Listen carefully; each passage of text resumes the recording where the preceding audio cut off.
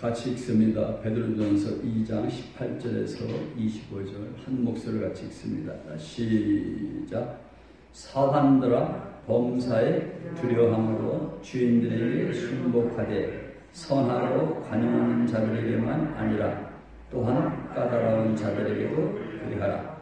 애매히 고난을 받아도 하나님을 생각함으로 슬픔을 참으면 이는 아름다우나 죄가 있어 매를 맞고 참으면 무슨 칭찬이 있으리요.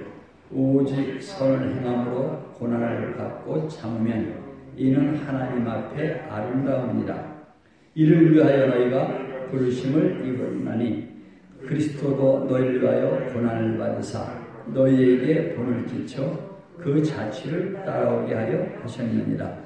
저는 죄를 범치 아니하시고 그 입에 괴사도 없으시며 욕을 받으시되 대신 욕하지 아니하시고 고난을 받으시되 위협하지 아니하시고 오직 공의로 심판하시는 자에게 부탁하시며 친히 나무에 달려 그 몸으로 우리 죄를 담당하셨으니 이는 우리로 죄에 대하여 죽고 의에 대하여 살게 하려 하심이라.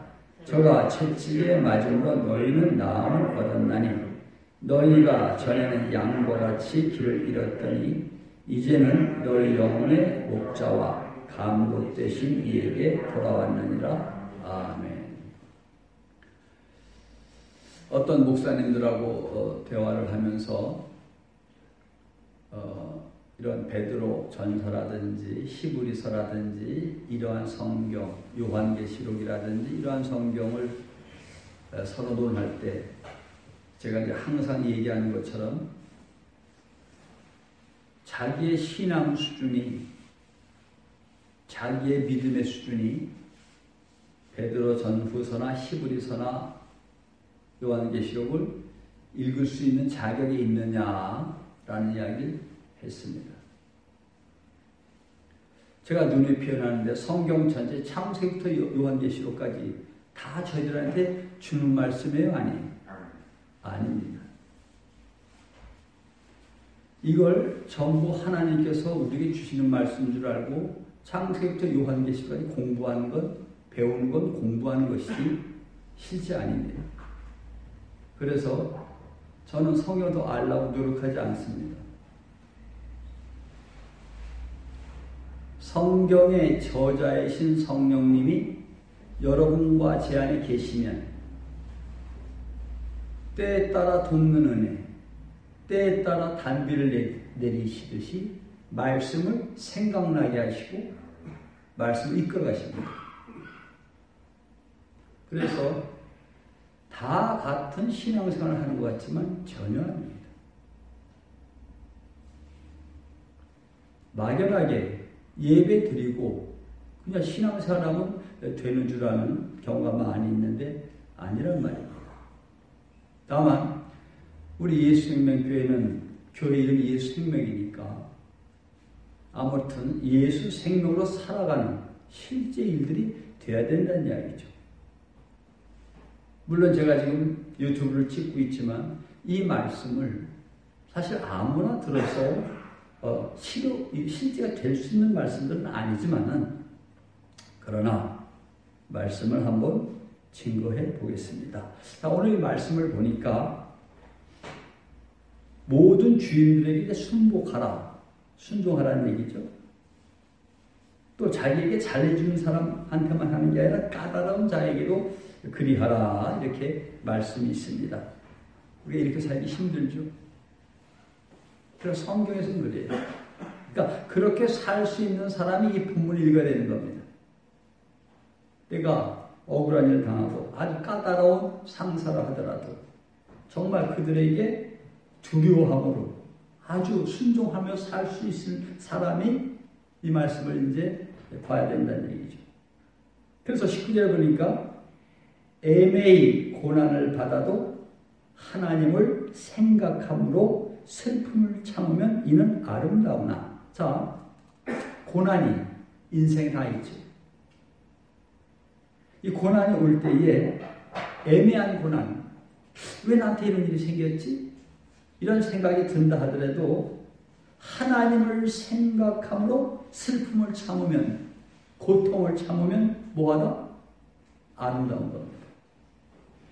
반대로 얘기하면 좋은 일들만 많이 생겨서 내가 기쁜 것을 하나님 기뻐하시는 것이 아니라 내가 아주 억울하게 애의 고난을 받는데 그렇다 하더라도 하나님을 생각해서 그 슬픔과 고통을 참으면 이는 뭐하다? 아름다운 겁니다. 20절에 자, 고난이 여러 가지가 있어요. 근데 죄가 있어 매를 맞고 참으면 무슨 칭찬이 있으리요? 고난이 두 가지가 있어요. 죄를 짓고 매를 맞는 고난이 있고 애매의 고난이 있어요. 그러니까 죄를 짓고 고난 받는다는 이야기는 당연한 것이죠. 여러분은 어떤 고난을 많이 받았나요? 저도 제가 연약함으로 죄가 있어 매를 맞고 고난을 받는 경우가 많이 있습니다. 근데 이건 칭찬할 일이 아니라 당연히 혼이 나야 될 일이죠. 그런데 성경은 오직 선을 행함으로 고난을 받고 참으면 이는 하나님 앞에 아름다우니라. 선을 행함으로 고난을 받아 착한 일을 해 예수로 행해 예수로 행하는데 고난을 받습니다. 이 고난을 받을 때에 참으면 하나님 앞에 뭐하다? 아름다운 겁니다. 그러니까 하나님 앞에 아름다우려면 내 앞길이 꽃길만 있어야 되겠어요? 가시길만 있어야 되겠어요? 하나님께서 아름답다고 인정하시려면 가시밭길로만 가야 되는 겁니다.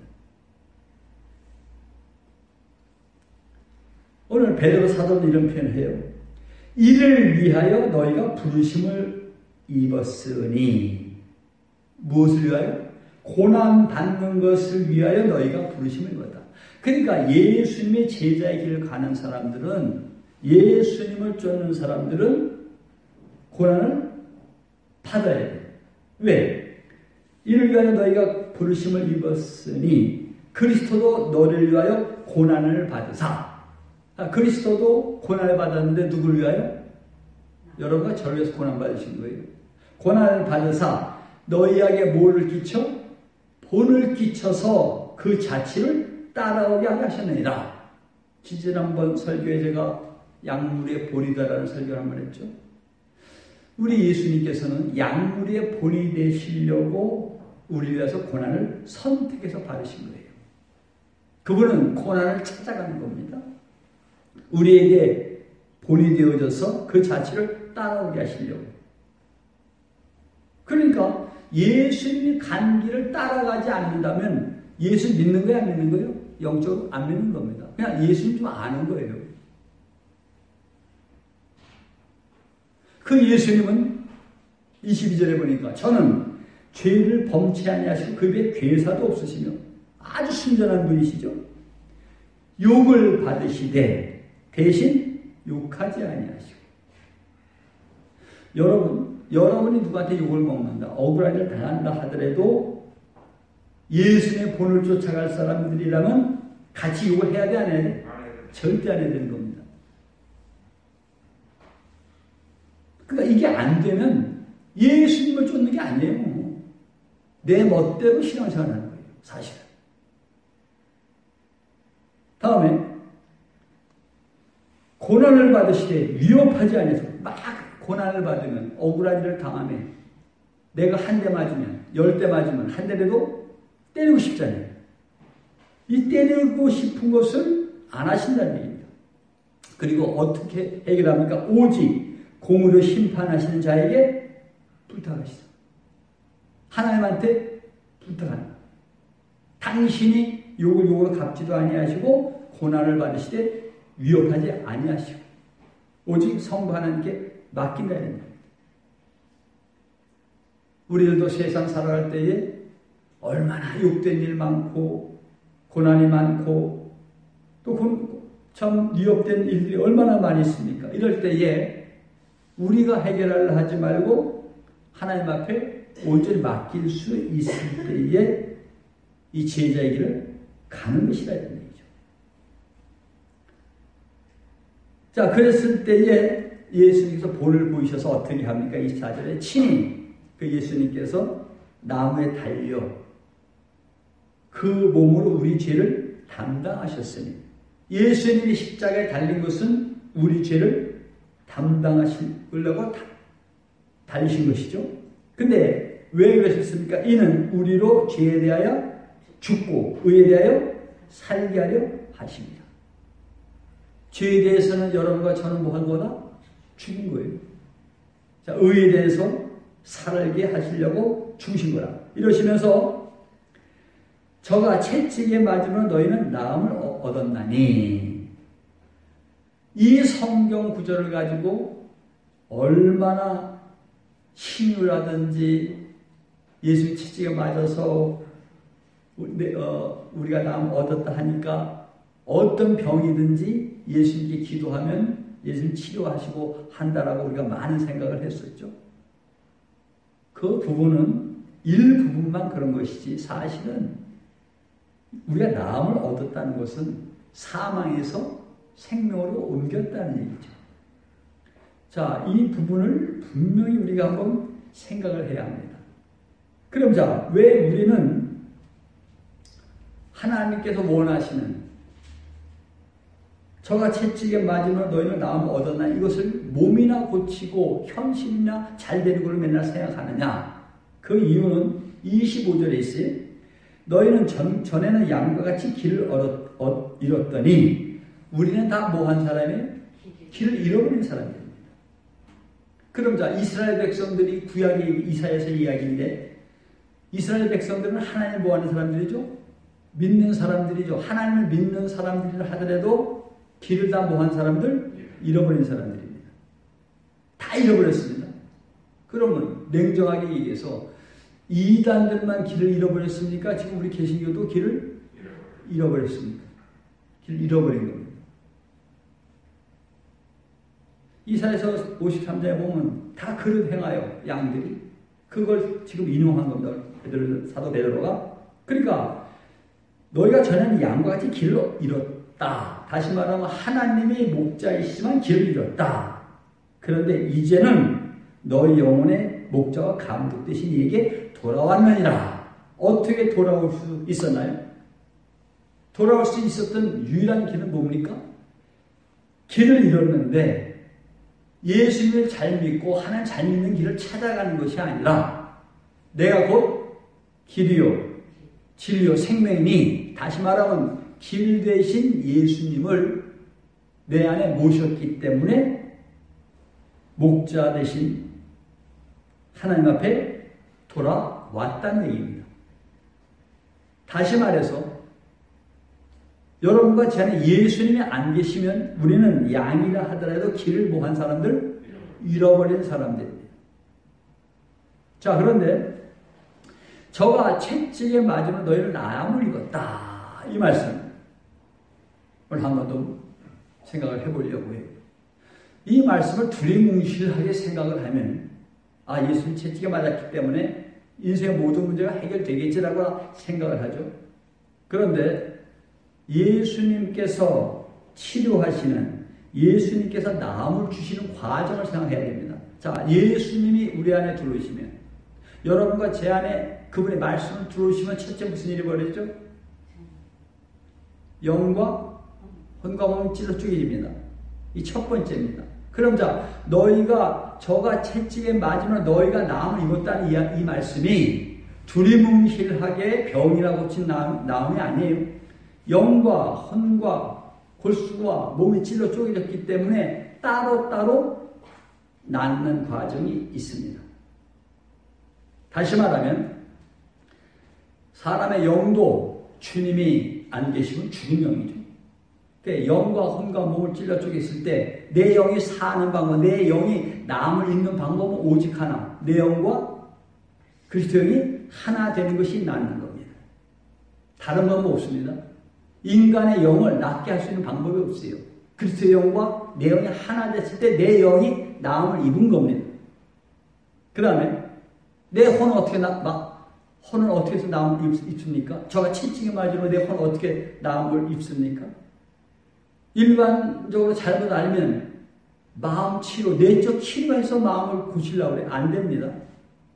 마음을 낳는 유일한 길은 뭡니까? 저가 채찍에 맞음으로 내 마음에 할례를 받아서 상한 심령돼서 할례를 받아서 내 마음이 죽어야 내 마음이 나음을 입은 것이죠.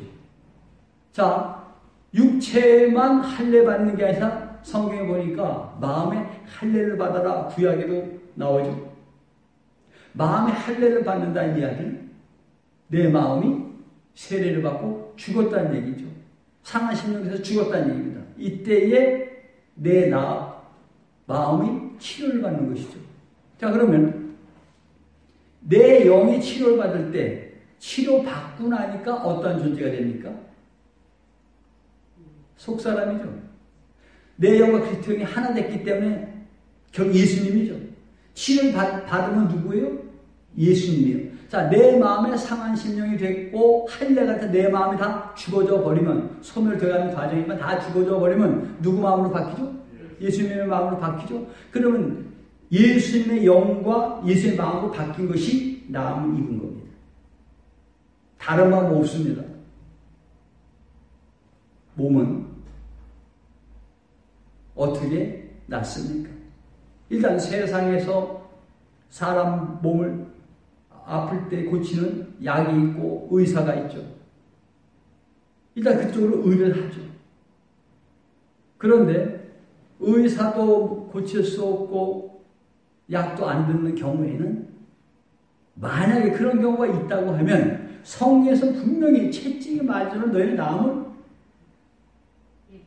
얻었다고 분명히 말씀하니까 영도 나음을 얻었고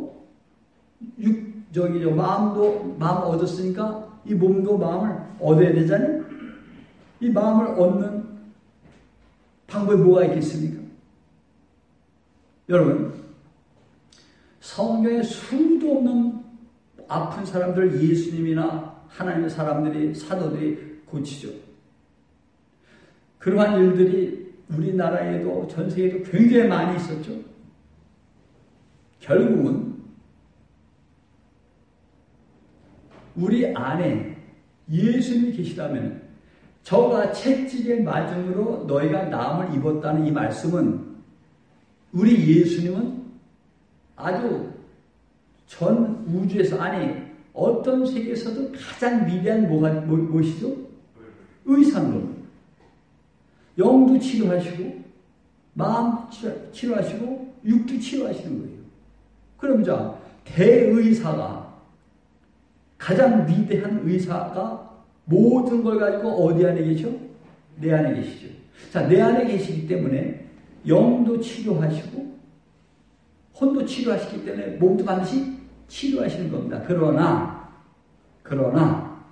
내 영과 그리스도인이 하나 됐다고 하더라도 하나 됐을 때는 완전한 것처럼 보이지만 사실은 자라야 되는 것이죠. 장성한 분량까지 자라야 되는 것이죠. 그리스도까지 자라야 되는 것이죠. 이 과정이 있는 것이죠.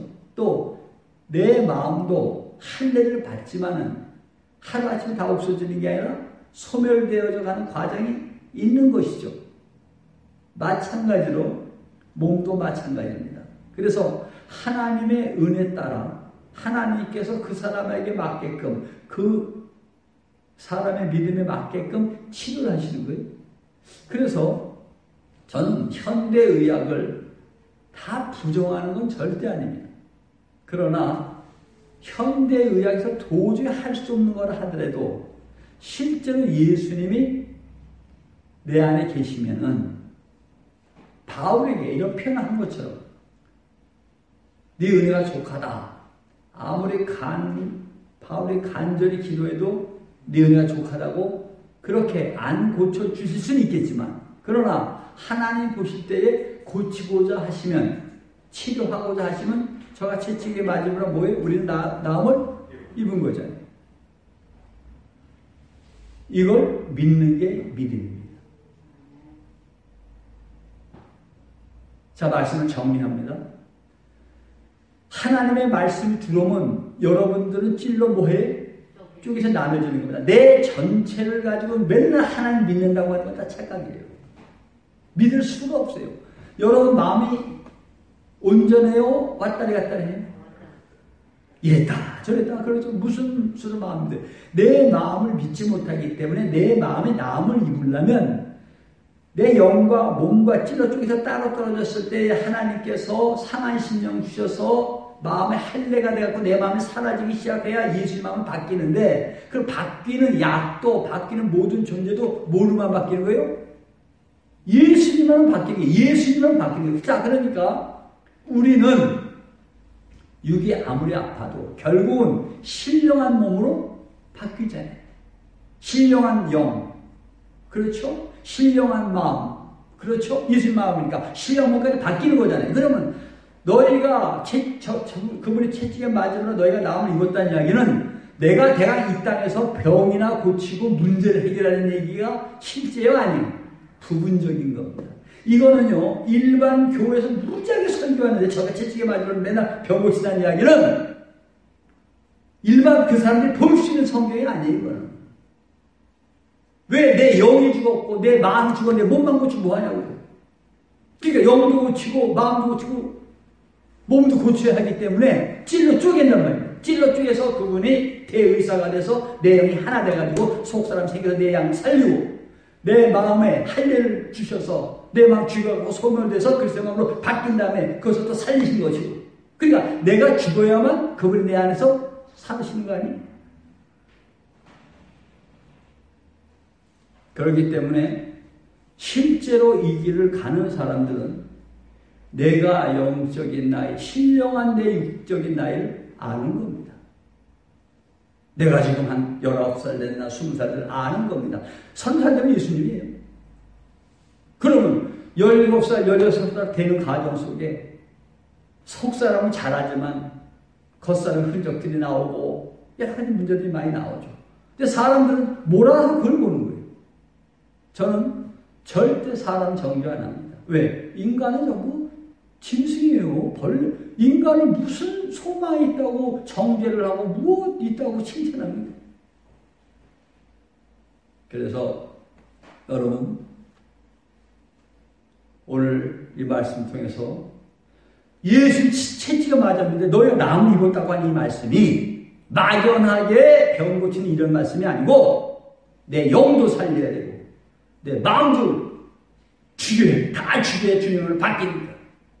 일반 기독교는 내 마음을 살리려고 해도 기쁘게 하려고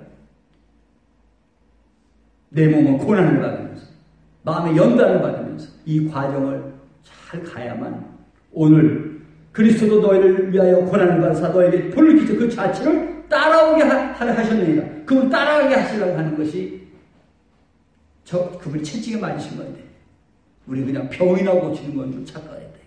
그래서 이 부분을 명심하고 더 명심해서 베드로후서까지 가고 베드로후서는 신의 성품 가는 거죠. 여러분들이 성경 마지막 요한계시록 갈 수 있는 모든 분들이 다 되지 예수님의 이름으로 복되어드립니다.